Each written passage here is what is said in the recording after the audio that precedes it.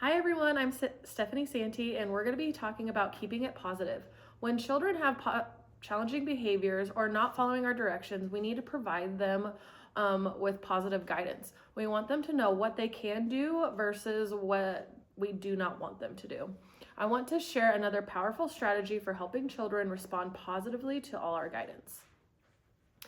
One way we talk to our children, or the way that we talk to our children, have a big impact on their behavior. We often hear families share concerns about their child just won't listen. How many of you have thought this about your own child? Or have you had thoughts of like, all I do is say things like, no, stop, or don't do that? You might have given up on asking your child to do things because you're so frustrated with their behavior. When children are engaging in challenging behaviors, a common reaction is to say, stop, don't do that. Or we might have to tell our children what we do not want them to do, like no running in the house.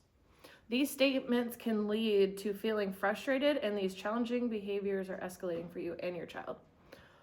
We want you to focus on telling your child what to do versus what not to do by using positively stated instructions. Okay.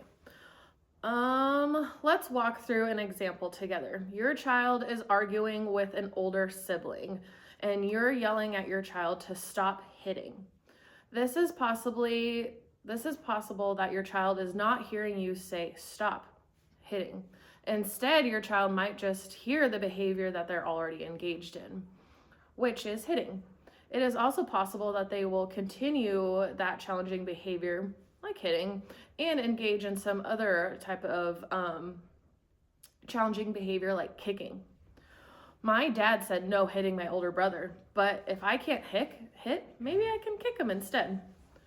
We can help our children by switching the statement that includes positively stated instructions of the behaviors they can engage in. Like my own child, I would try not to say, Millie, we cannot climb on the counter. Or I could possibly say, Millie, we're going to keep our feet on the floor instead. So what's a better way of saying it? Stating directions in a positive term is a powerful practice for preventing any challenging behavior. Let's think of some more appropriate and effective directions. For example, stop yelling. We could use instead, let's use our quiet or soft voice inside. Don't throw your toys. We can change that and say, we're gonna use our blocks for stacking instead of throwing. Or stop bothering your sister. We can say we can go play somewhere else, or we can share with our sister. And like we said, some directions that we give our children are often too vague. Instead of saying be nice, we can say we can share with our sister. Instead of saying watch out, we can say we're going to use our calm bodies and take a look around. Instead of saying be good, we can say we're going to sit nicely in our chair.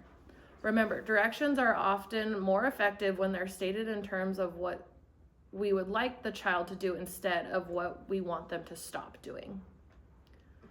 Using positive words. All right, we're going to open our handbook to activity 3, the positive words activity. First, I want you to look at the top of the page. How we deliver directions is important. Sometimes, even if they're positive, young children might not understand due to language delays or disabilities, or just the fact that it's a new skill and they need to learn how to do it.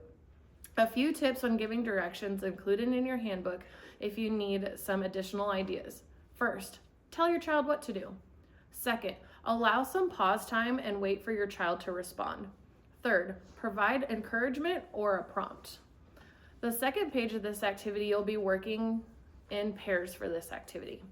First, look at the don't column. At times, we may use the phrase like, this is when we talk to our children. How young children often cannot figure out what our expectation is when we say no, don't, or stop. Let's look at the first example together. Instead of saying don't run, what could we use instead? With a partner, try to come up with some alternative phrases to use so that your child would know exactly what to do, and write your responses in the do column. How did it feel doing this activity? Was it hard to rephrase the statement? Do you think this might be a part of the reason why your child continues to use challenging behaviors in some situations? Because they don't understand what you expect from them. This is your apply it and try it activity this week. Your task is to find some times that you would normally say stop, don't, or no. Switch your language to the positive. You'll have a page in your family handbook where you can record the times where you can keep it positive. If you say we sit in our chairs instead of no jumping on the chairs, you can write that down. Imagine if you had also said, great job sitting in your chair. You're such a big kid. Let's see how many times you can tell your child what to do versus not to do this week. A bonus will be if we work encouragement and positive feedback into it.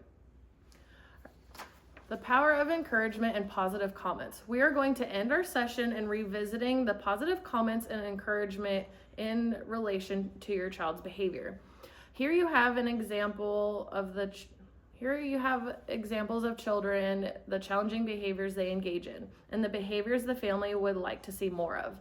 In the last column, you'll see examples of positive comments, encouragements that families can use. When children hear positive comments, it makes them feel competent and confident, and it helps the child use appropriate behavior more often. This page in your workbook, if you complete the activity and send a picture of it to your child's teacher, you will be entered to win a gift card.